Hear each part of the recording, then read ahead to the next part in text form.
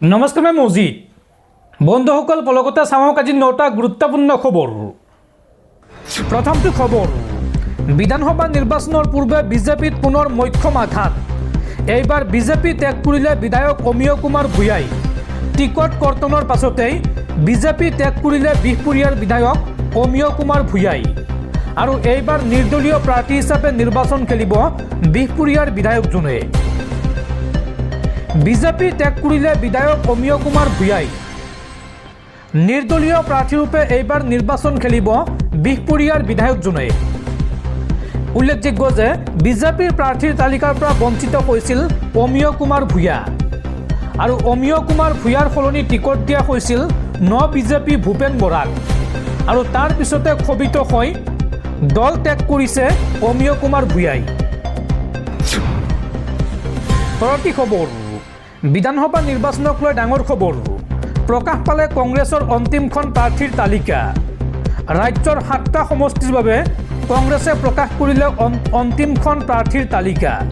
অন্তিম তালিকা অনুসৰি অসমৰ কোন সমষ্টিত কাক প্ৰাৰ্থিত্ব দিয়া হৈছে চাওঁ আহক। গোসাইগাঁও সমষ্টিত প্ৰাৰ্থিত্ব দিয়া হৈছে জোচেফ হাজদাক। দুধমাত সমষ্টিত প্ৰাৰ্থিত্ব দিয়া হৈছে বীৰখান বড়োক। বিজনীত প্ৰাৰ্থিত্ব দিয়া হৈছে ৰজত কান্তি চাহাক। ভেৰগাঁৱত আঞ্জুলা গৌৰা দৈমাৰী। মাজবাটত নাৰায়ণ অধিকাৰী। হাফলঙত নিৰ্মল লাংখাচা আৰু কাটিগড়াত অমৰ চান্দ জৈনক প্ৰাৰ্থিত্ব দিছে কংগ্ৰেছে। পৰৱৰ্তী খবৰ, পুনৰ অসমলৈ আহি আছে দেশৰ প্ৰধানমন্ত্ৰী নৰেন্দ্ৰ মোদী। অহা 1 এপ্ৰিলত উত্তৰ অসমলৈ আহিব প্ৰধানমন্ত্ৰী নৰেন্দ্ৰ মোদী। বিহালীৰ কোলাগুৰি পথাৰত নিৰ্বাচনী প্ৰচাৰ চলাব প্ৰধানমন্ত্ৰী মোদীয়ে। দৰ্শকসকল আৰু বহুতো গুৰুত্বপূৰ্ণ খবৰ আছে। তাৰ আগতে আপোনাক জনাওঁ যে যদি আপুনি এতিয়ালৈকে এইটো ভিডিঅ'ত লাইক কৰা নাই তেন্তে এতিয়াই ভিডিঅ'টোত লাইক কৰি দিয়ক। আৰু এনেকুৱা ধৰণৰ ভিডিঅ'সমূহ নিতৌ চাবলৈ চেনেলটো ছাবস্ক্ৰাইব কৰি কাষত থকা বেল আইকনটো প্ৰেছ কৰি ৰাখক। পৰৱৰ্তী খবৰ, প্ৰাণৰ শিল্পী জুবিন গাৰ্গক অপমান। জুবিন গাৰ্গৰ ফটোত এইবাৰ গৌৰ মাৰিলে এইগৰাকী কংগ্ৰেছীয়ে। আৰু জুবিন গাৰ্গৰ ফটোত গৌৰ মৰা কংগ্ৰেছী ছাদুল্লা সিকদাৰক গ্ৰেপ্তাৰ আৰক্ষীৰ। বিজনী আৰক্ষীয়ে গ্ৰেপ্তাৰ কৰে ছাদুল্লা সিকদাৰক। উল্লেখযোগ্য যে ছাদুল্লা কংগ্ৰেছৰ প্ৰাৰ্থিত্ব প্ৰত্যাশী আবু তালেব সিকদাৰৰ ভাতৃ। পৰৱৰ্তী খবৰ, পুনৰ সুৰাসুৰে কমিছে সোণৰূপৰ দাম। যদি আপুনি সোণৰ গহনা বনাম বুলি ভাবিছে তেন্তে আপোনালৈ ভাল খবৰ। 1 লাখ টকাৰ তললৈ নামিব পাৰে সোণৰ দাম। চাওঁ আহক এই সন্দৰ্ভত সবিশেষ। শনিবাৰে আন্তঃৰাষ্ট্ৰীয় বজাৰত সোণৰ মূল্য তীব্ৰভাৱে হ্ৰাস পাইছে। ফলত এই মূল্যৱান ধাতু প্ৰতি আউন্সত $4,500 তললৈ নামি আহিছে। 1983 চনৰ পিছত এসপ্তাহৰ ভিতৰত সোণৰ মূল্য এইটোৱেই আছিল সৰ্বাধিক হ্ৰাস। কমেক্স বজাৰত সোণৰ ভৱিষ্যতৰ মূল্য প্ৰতি আউন্সত 4,492 টকাত ব্যৱসায় হৈছিল, যিটো প্ৰায় 2.47% হ্ৰাস পাইছে। চলি থকা ইৰাণ আমেৰিকা যুদ্ধই মধ্যপ্ৰাচ্যত সংকট সৃষ্টি কৰাৰ সময়তে শক্তিশালী আমেৰিকান ডলাৰ, বৃদ্ধি পোৱা মুদ্ৰাস্ফীতি আৰু তেলৰ মূল্য বৃদ্ধিৰ বাবে সামগ্ৰীৰ চাহিদা হ্ৰাস পাইছে। ভূ ৰাজনৈতিক আৰু অৰ্থনৈতিক অস্থিৰতাৰ সময়ত এনে সামগ্ৰীক সাধাৰণতে নিৰাপদ আশ্ৰয়স্থল বুলি গণ্য কৰা হয় যদিও বৰ্তমানৰ পৰিস্থিতিত সেই চাহিদা দুৰ্বল হৈ পৰিছে। কমেক্সৰ ৰূপৰ ফিউচাৰ এদিনতে প্ৰায় 5% হ্ৰাস পাই প্ৰতি আউন্সত $70 তললৈ নামিছে। সোণ আৰু ৰূপ দুয়োটাতে বৰ্তমান চাপ পৰিছে। নিজৰ নিৰ্দিষ্ট মূল্য পৰিসৰ বজাই ৰাখিবলৈ সংগ্ৰাম কৰি আছে। বিনিয়োগকাৰীৰ মাজত আতংক আৰু উদ্বেগ বৃদ্ধি পোৱাৰ বাবেই এই পৰিস্থিতিৰ সৃষ্টি হৈছে। কিন্তু ভাৰতৰ বিভিন্ন প্ৰান্তত সোণৰূপৰ স্পট মূল্যৰ ভিত্তিত 22 কেৰেট সোণৰ মূল্য প্ৰতি 10 গ্ৰামত প্ৰায় 1,34,540 টকা আৰু প্ৰতি 10 গ্ৰামত 24 কেৰেট সোণৰ মূল্য প্ৰায় 1,48,900 টকা নিৰ্ধাৰণ কৰা হৈছে। আনহাতে প্ৰতি কেজি ৰূপৰ মূল্য প্ৰায় 2,54,000 টকা। স্বাভাৱিকতে এতিয়া প্ৰশ্ন উত্থাপন হৈছে যে 1 লাখ টকাৰ তললৈ নামিবনে সোণৰ দাম? বিশেষজ্ঞসকলৰ মতে হ্ৰস্বম্যাদীভাৱে সোণৰ মূল্য আৰু অধিক হ্ৰাস পাব পাৰে। অৱশ্য পোনপটীয়াকৈ 1 লাখ টকাৰ তললৈ নামি যোৱাটো ইমান সহজ নহয়। পৰৱৰ্তী খবৰ, চমৰীয়াত প্ৰাৰ্থিত্ব প্ৰত্যাহাৰ বিজেপিৰ। বিজেপি প্ৰাৰ্থী জ্যোৎস্না কলিতাৰ নাম প্ৰত্যাহাৰ। বিজেপিৰ পৰিৱৰ্তে অগপৰ প্ৰাৰ্থী হ'ব চমৰীয়াত। অগপৰ নুৰুল ইছলাম হ'ব NDA মিত্ৰজোঁটৰ প্ৰাৰ্থী। ভুলবশতঃ প্ৰাৰ্থীৰ তালিকাত জ্যোৎস্না কলিতাৰ নাম অহা বুলি ঘোষণা মুখ্যমন্ত্ৰী হিমন্ত বিশ্ব শৰ্মাৰ। পৰৱৰ্তী খবৰ, ইৰাণ আমেৰিকা ইজৰাইলৰ যুদ্ধক লৈ ডাঙৰ ঘোষণা আমেৰিকাৰ ৰাষ্ট্ৰপতি ডোনাল্ড ট্ৰাম্পৰ।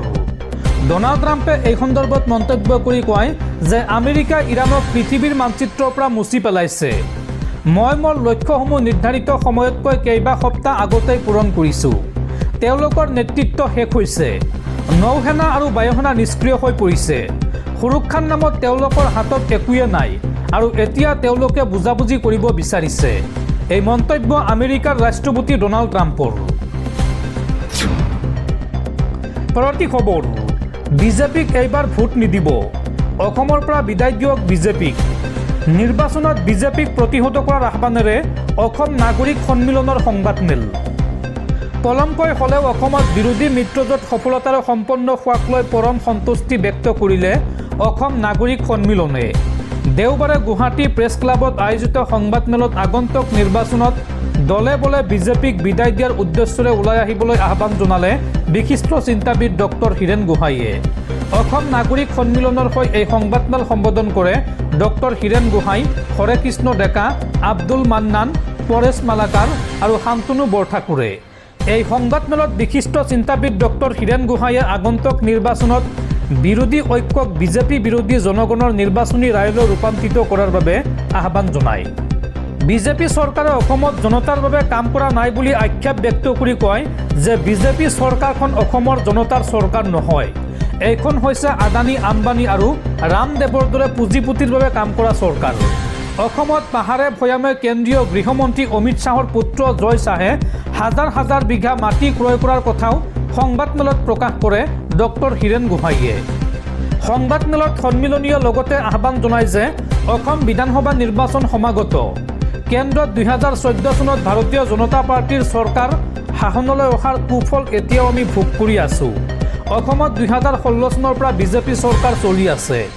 বিজেপিৰ বিভাজনবাদী ৰাজনীতিয়ে অসমীয়া জাতিসত্তাক ভিতৰৰ পৰা দুৰ্বল কৰি আনিছে। বিজেপি চৰকাৰে অসমৰ সম্পদ মাটি নদ নদী পাহাৰ পৰ্বত জলাশয় আদি বিজেপিৰ বন্ধু বহুজাতিক গোষ্ঠীক পানীৰ তলত গতাই দিছে। আইন কানুনৰ নামত একো নাই। মুখ্যমন্ত্ৰীৰ মুখৰ কথাই এতিয়া আইন। সেয়ে বিজেপি চৰকাৰ উৎখাত কৰাৰ বাহিৰে অসমৰ ৰাইজৰ আন কোনো গন্তাত্বৰ নাই। আৰু বিজেপি পুনৰ ক্ষমতালৈ আহিলে অসমৰ জনতাৰ কি দশা হ'ব সেয়া ভাবিবলৈও ভয় লাগে বুলি শংকা প্ৰকাশ কৰে ডক্টৰ হীৰেন গোহাঁইয়ে। সন্মিলনীৰ হৈ এই সংবাদমেলত কয় যে এইবোৰ কথা উপলব্ধি কৰিয়েই আমি অসম নাগৰিক সন্মিলনৰ তৰফৰ পৰা আজি প্ৰায় এবছৰে বিৰোধী ঐক্যৰ বাবে অহৰহ চেষ্টা কৰি আছিলোঁ। বিভিন্ন উদ্যোগ লৈ আহিছিলোঁ। বিশেষকৈ অসম নাগৰিক সন্মিলনে যোৱা 2025 চনৰ 6 জুলাইৰ অভিৱৰ্তন গঠন কৰি দিয়া এক ছজনীয়া কমিটিয়ে ইমান দিনে এই উদ্যোগ লৈ আহিছিল। আজি কেইদিনমান আগতে ৰাইজৰ দলক বাদ দি কংগ্ৰেছ আৰু অন্যান্য বিৰোধী দলবোৰ ঐক্যবদ্ধ হৈ নিৰ্বাচনত অৱতীৰ্ণ হোৱাৰ কথা ঘোষণা কৰিছিল। কিন্তু এতিয়া দীঘলীয়া আলোচনাৰ অন্তত ৰাইজৰ দল আৰু কংগ্ৰেছৰ মাজত হোৱা মিত্ৰতাই বিৰোধী ঐক্যক অধিক মজবুত কৰি তুলিলে।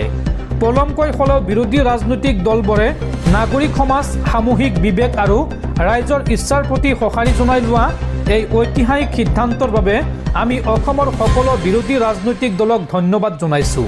তেওঁলোকৰ প্ৰতি আমাৰ কৃতজ্ঞতা প্ৰকাশ কৰিছোঁ। ৰাজ্যৰ বিশিষ্ট চিন্তাবিদ ডক্টৰ হীৰেন গোহাঁইয়ে লগতে এই সন্দৰ্ভত কয় যে আমাৰ মূল সমস্যাবোৰ কি।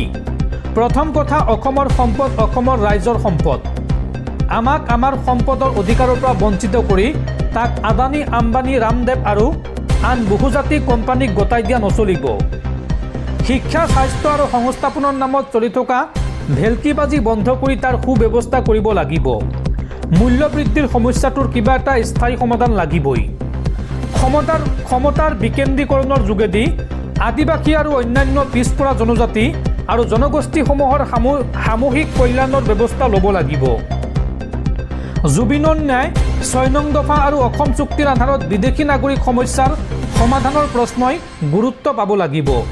এই মন্তব্য ৰাজ্যৰ বিশিষ্ট বুদ্ধিজীৱী ডক্টৰ হীৰেন গোহাঁইৰ। লগতে এই সংবাদমেলত হৰেকৃষ্ণ ডেকাই কেগৰ প্ৰতিবেদনৰ মতে চৰকাৰে ঋণ লৈ হিতাধিকাৰী সৃষ্টিৰ বাবে কি ভয়ংকৰ পৰিস্থিতিৰ সৃষ্টি হ'ব পাৰে সেই সন্দৰ্ভতো বৰ্ণনা কৰে। তেওঁ কয় যে এতিয়া অসমৰ নৱজাতকৰ পৰা আদি কৰি বৃদ্ধলৈকে সকলোৰে মূৰত এতিয়া 40,000ৰো অধিক টকাৰ ঋণৰ বোজা। মুখ্যমন্ত্ৰীয়ে বিৰোধীৰ ঐক্যক লৈ কৰা কটাক্ষৰ প্ৰত্যুত্তৰ দি বিশিষ্ট অধিবক্তা শান্তনু বৰঠাকুৰে উভতি ধৰে মুখ্যমন্ত্ৰীক। তেওঁ কয় যে বিজেপিৰ ভিতৰ চৰাতে এতিয়া অচলা অৱস্থা। মুখ্যমন্ত্ৰীয়ে নিৰ্বাচনী প্ৰচাৰ বাদ দি দলৰ অসন্তুষ্ট নেতাসকলৰ ঘৰে ঘৰে ঘূৰি ফুৰাটোৱে প্ৰমাণ কৰিছে বিজেপিৰ ভিতৰ চৰাত এতিয়া কি চলিছে। আনফালে আব্দুল মান্নানে এই সন্দৰ্ভত কয়, সাম্প্ৰদায়িকতাৰ সংকীৰ্ণ ৰাজনীতি কৰা AIUDFৰ 2026ত বিশেষ কোনো প্ৰভাৱ নাথাকিব। অসমৰ সংখ্যালঘু জনতাৰ মাজত ৰাজনৈতিক আৰু সামাজিক চেতনা পূৰ্বতকৈ বৃদ্ধি হৈছে। এইবাৰ নিৰ্বাচনত তাৰ প্ৰমাণ পাব। আৰু লগতে সংবাদমেলত উপস্থিত থকা পৰেশ মালাকাৰে বিজেপিয়ে সামাজিক মাধ্যম তথা তথ্য প্ৰযুক্তিৰ অপব্যৱহাৰ কৰি কিদৰে বিষবাষ্প বিয়পাইছে সেই সন্দৰ্ভতো আক্ষেপ প্ৰকাশ কৰে।